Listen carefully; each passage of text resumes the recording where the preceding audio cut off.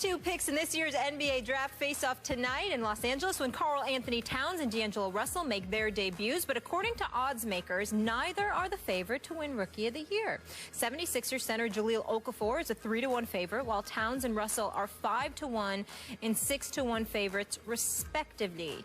Stephen A., who's going to win Rookie of the Year? I got to tell y'all something. Okay. First of all, let's understand this. Karl Anthony Towns deserves to be the favorite to capture Rookie of the Year honors. The reason that I say that, Skip Bayless, is because not only is he going to be your starter at the 5, I spoke to Coach Sam Mitchell on my radio show for the Minnesota Timberwolves yesterday as well. And by the way, Skip, let's take a quick moment to pay our respects to the late, great Flip Saunders, definitely. Yes. head coach, president of the Timberwolves, and his passing. A wonderful guy. God We worked bless. with him here at ESPN. Obviously, Coach, God bless him and his family. Let's just say that. Yep. But when you look at Karl Anthony Towns, they've got him starting at the 5. So because he's going to start at the 5 and he's being schooled and tutored by KG, and he could also play that stretch 4, he's going to be in position to put up some decent numbers. And he's got the inside track on that. The reason why I don't consider him a lock, however, for Rookie of the Year, Skip, is because he's playing around a bunch of young guys. I'm not sold on Ricky Rubio, even though he's not that young. He's been around long enough. But Zach LaVine is his backup. Shabazz Muhammad at the 3, who loves to shoot. You're looking at Andrew Wiggins, who's going to be at the 2. Not sure about that. Yep. Here's the guys that I keep my eyes on. Stanley Roberts in Detroit, out of Arizona. I like his chances to win Rookie of the Year. And Emmanuel Mudiay for Denver, who went to China and was supposed to be at SMU with Larry Brown. Those are the 2 that I think could knock Karl Anthony Towns off for Rookie of the Year. I'm not putting D'Angelo Russell because he's young, and I'm not putting Jahlil Okafor because he plays for the Sixers, who I think will suffer again this year. No Porzingis in that conversation? He might deserve it. We'll see. Okay. You know how much I love Karl Anthony Towns because I told you before the draft, for months before the draft, that would be my guy. I think he will prove to be a better NBA player than Jahlil Okafor. I could also see Okafor easily winning Rookie of the Year just because he's got an NBA body already. I'm not sure about Karl Anthony's physique yet. I'm not sure about his physicality. And even though we know the Sixers are not going to be very good either, I think that Okafor is going to be a fairly dominating rookie player. And I agree with the odds. I would give him the best shot to win. Now, I'm a big Mudiay guy, too. And I told you I thought the Knicks missed the boat not taking him over Porzingis. Larry Brown said this is his guy, that Larry would think about taking him in the first couple of picks in the draft. So I'm watching closely on Mudiay. But go ahead.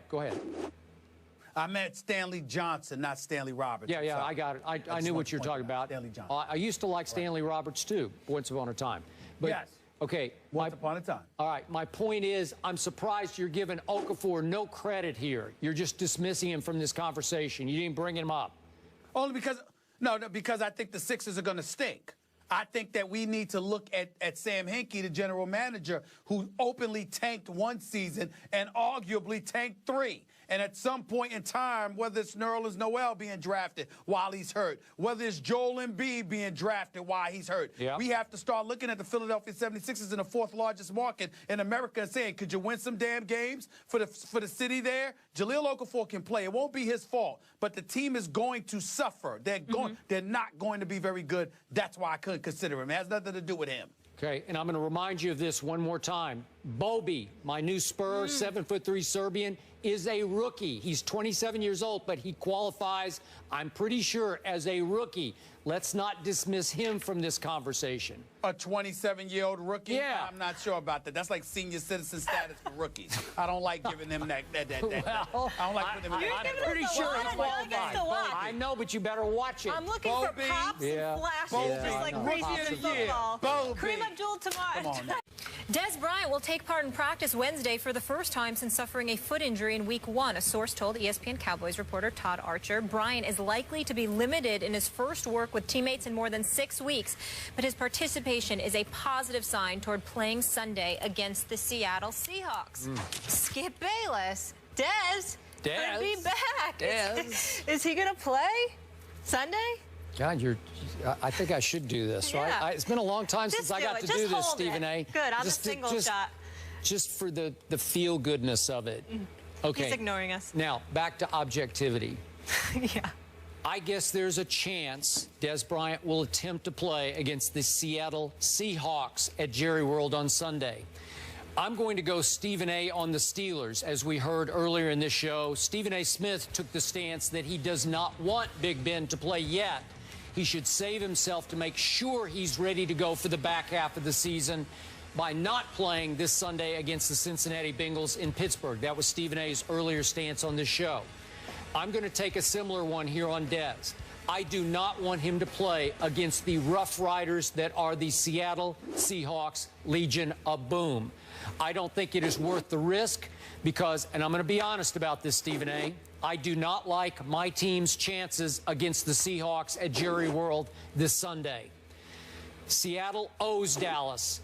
Dallas embarrassed Seattle at Seattle, as you recall, last year. The Legion of Boom snacks on backup quarterbacks like Matt Castle. In fact, it'll be the equivalent. Matt Castle will be like Oberto beef jerky, just another piece of beef jerky for Richard Sherman. You get out. What you get, what you put in. Yeah, we get it. And so that little voice in my stomach, you know, Richard will be dropping a little Oberto Castle jerky down his throat to you this time. I just don't love it. I'm sorry. It's the wrong place, wrong time. If I'm Des, I wait one more week just to make sure that your surgery will take and hold. And let's go ahead and let it all fly against the Eagles the following week at Jerry World. I'm okay with that. I just don't like our chances this week against the Seahawks at home, where the Cowboys notoriously don't play very well anyway. Your thoughts, Mr. Smith? Well, Skip Bayless, first of all, let me say to you that I'm very, very proud of the position that you've taken. I mean, the fact that, you know, you seem to be echoing my sentiments, I mean, it just shows that you're willing. I'm learning. Learning from the best. On a daily basis. At the foot of the master. I'm just touched by that. Yeah. I even worked in Oberto. How good was that? Hey, listen, man. I was just talking to somebody yesterday, you know, and they were talking to me about how if you go on Siri and you say Stephen A. Smith, it sounds like it's saying Stephen Naismith. So I love it. I give you credit for all of that because that's my favorite nickname of all. You did. You invented the sport of basketball, Stephen Naismith. Yes. Not just when it comes to basketball, evidently, you listen on other things as well. Because Des doesn't need to rush back. Why rush back for this? I mean, that's what this comes down to. What he needs to do is use these next couple of weeks to get himself in pristine condition. So when Tony Romo comes back, he's ready to aid Tony Romo. Because one would argue that whether it's Brandon Whedon due to bad luck or Matt Castle with his QBR of 17 from last week with 17 of 27 passing for 227 yards, 1 touchdown, 3 interceptions. You know, there's but so much that Des Bryant is going to be able to do if you got quarterbacks that tap dance excessively when pressure is applied in the pocket, when can't see over the line of scrimmage for whatever reason, or want to throw wants to throw a football that has more air under it, that is almost like floating in a balloon, for crying out loud, which is one of the passes, one of the interceptions that Matt Castle threw. So when you look at it from that perspective, I totally agree with you. I think it's entirely wise for Des Bryant to wait. I think it's entirely wise for Des Bryant not to rush back. It's good that he's back there practicing. I'll put up the X for you, make you feel better. But in the end, that's in practice. In the end, that's during the week. He has no business on the field in game time until, as far as I'm concerned, Tony Romo gets back, because there's little to nothing he's going to be able to do to help the Cowboys prior to that. And I will remind you, most athletes who suffer this injury, this Jones fracture, take at least 3 months to get right from it. Now Des Bryant's about to be 6 weeks into his rehab. I don't know. I don't love it. I'm sorry. Yeah, don't rush it.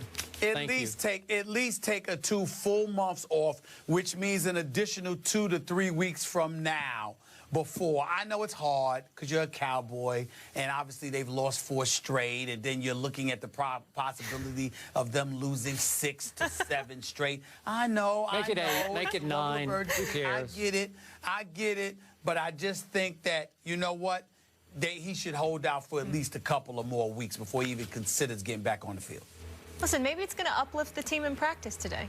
It might. Maybe. And, you know, maybe I wouldn't rule it out, Skip. Who knows? Maybe the Giants will lose at New Orleans. You never know. Could they? Maybe. Maybe. It's possible. Maybe. It's possible, Skip. I mean, listen, we can't rule anything out, Nope, Skip. we can't. There's still We could rule that in, there's maybe. still hope for your Cowboys. Another bold prediction. I'll wait for that one. Oh. I'll wait for that Yeah. for later in the week. We already had the Raiders.